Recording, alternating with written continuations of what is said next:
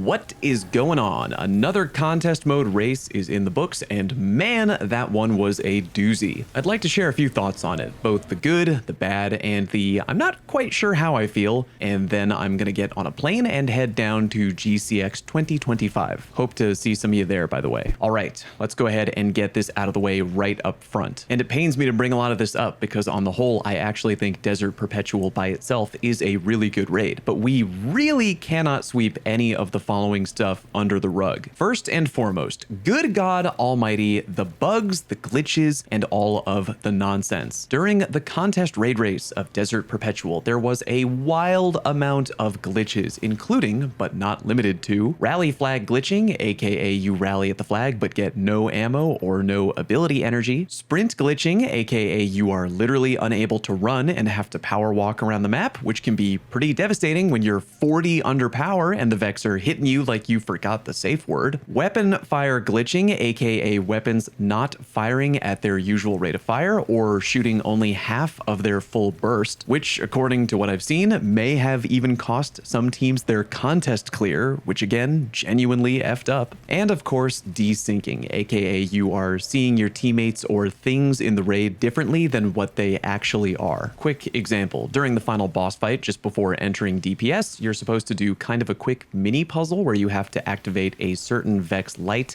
and you need to rely on your teammates relaying information to you because each player is able to see different things. But with desync issues, you get situations that look like this. I hope the screenshot kind of makes sense. The lights are 100% not where they're supposed to be. They're supposed to be way over there to the left, around the boss's little hands and claws, but with desyncing they are way over here, but only for some players. It causes a lot of confusion, and that is only one of many examples. Stuff like this is crazy frustrating, especially when players have spent all week grinding, are really sleep deprived, and get wiped due to something that basically wasn't their fault, but rather caused by extreme in-game jank. Day 1 raid racing remains, in my opinion, one of the most exciting times in Destiny overall, so having this kind of stuff happen during that time is very, very frustrating, and I wish more time and care would go into making sure future raid races aren't affected by this kind of stuff.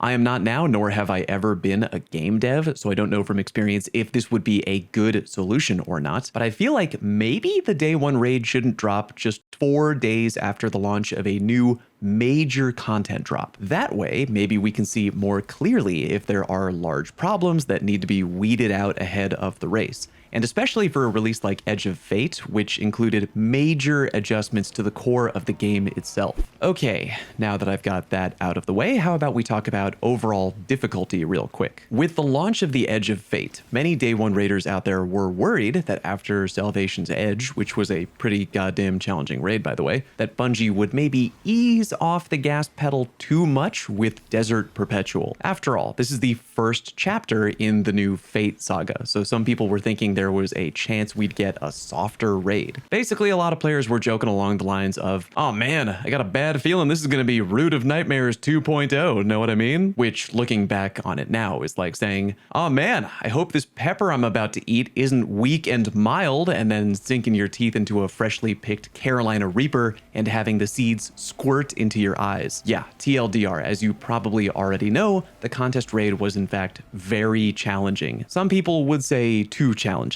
More on that in a little bit. If you're curious as to what the day 1 numbers were, hey, I was too. We should be besties. Anyway, here they are. 2,145 players in total completed the raid on contest, which is around 35% fewer players that completed Salvation's Edge, a crazy low number. If you didn't attempt the contest raid and are trying to comprehend why it was such a death sentence to so many teams, you can really boil it down to 2 major factors. Factor number 1, this was a very mechanics-heavy raid. Unlike some other raids I could mention, where the mechanics were either straightforward or only required 2 or 3 players per encounter to focus on, Desert Perpetual really forces your entire team to pay attention, and you absolutely cannot coast through the entire thing while half paying attention and slaying out. Messing up most of the mechanics in this raid meant your team would, for one reason or another, basically wipe right away. And of course, factor number 2, the DPS checks. Every encounter in Desert Perpetual was a boss fight, and they had a crazy amount of health.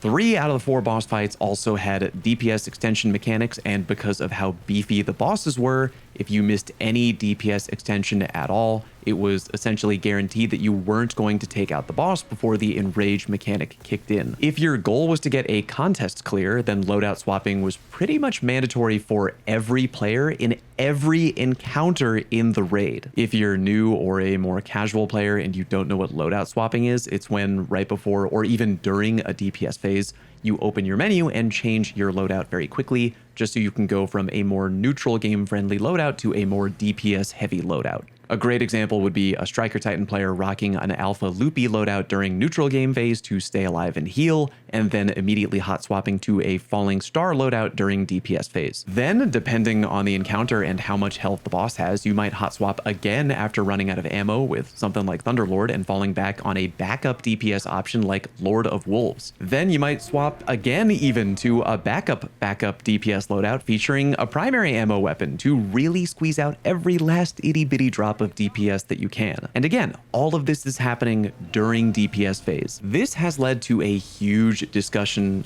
/ argument in the community about loadout swapping in general, often referring to it as quote menu gameplay and whether or not it belongs in D2. If you're asking me for my thoughts, I've been really torn on this. A part of me finds it tremendously annoying and tedious to have to do this because again, if you weren't doing this in every encounter on contest mode, you straight up weren't getting the clear. On the other hand, a really weird part of me also kind of enjoys it to a certain degree. I ain't trying to go to bat for it or anything like that, but again, a small part of me enjoyed trying to do as many actions per second as possible in the hardest level of content in the game to maximize my overall level of damage output. That being said, even though a tiny part of me enjoys feeling like Tony Stark interacting with Jarvis at the speed of light to squeeze out every last drop of DPS, I wonder if there's a way that Bungie can keep contest raids hard and challenging while at the same time not making loadout swapping 100% mandatory across the board. I'm not saying f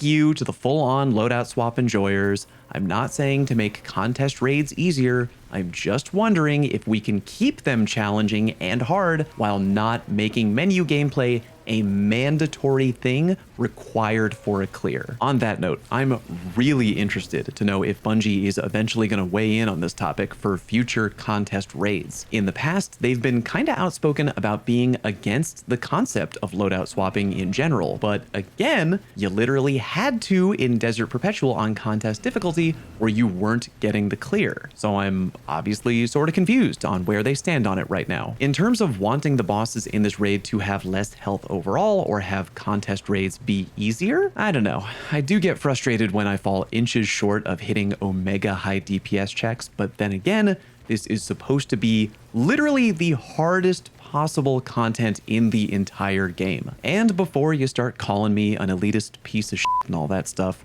I should tell you that my team of friends did not complete the raid on contest mode. When we eventually reached the Wyvern encounter, I had changed from Warlock to Striker Titan because Titans are burst DPS monsters right now, and we needed more juice. Unfortunately, several homies I was playing with, who have taken some extended breaks from D2 here and there over the years, which is totally their God-given right, by the way, only really play one class these days and couldn't exactly change up their DPS via a class change. And even though it's a drag that we got stonewalled, deep down in my heart of hearts, I feel that's kind of the way it should be for a contest mode raid. I will only ever speak for myself, but I feel like contest mode raids in particular should be really, really, really hard, and your entire team should be 110% prepared if you're looking for a clear. That being said, I think it's really fair if you wanted to argue that while contest raids should be very hard, Desert Perpetual may have pushed the needle way into the red, and maybe the difficulty level should have been more on par with something like Crota's End. I could see that as being a fair argument, but I also still have trouble thinking about which contest raid was basically, quote, the gold standard in my eyes in terms of difficulty. Side note, by the way, if you feel very strongly about a certain raid being the gold standard for contest raid difficulty in general,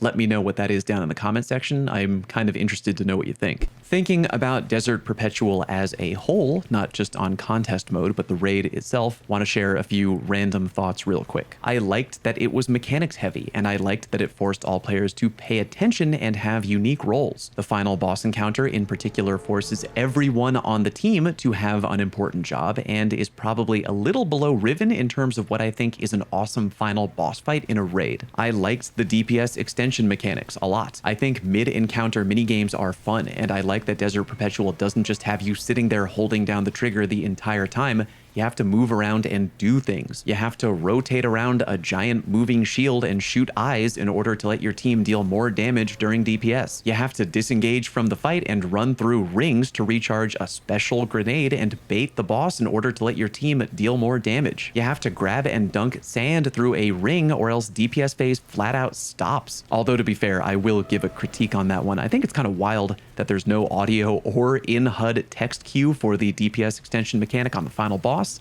but I digress. Also, the music, which I usually turn off on day one raids, but I didn't do this time after Dado told me one time it was a throw, I actually turned on and listened to during contests.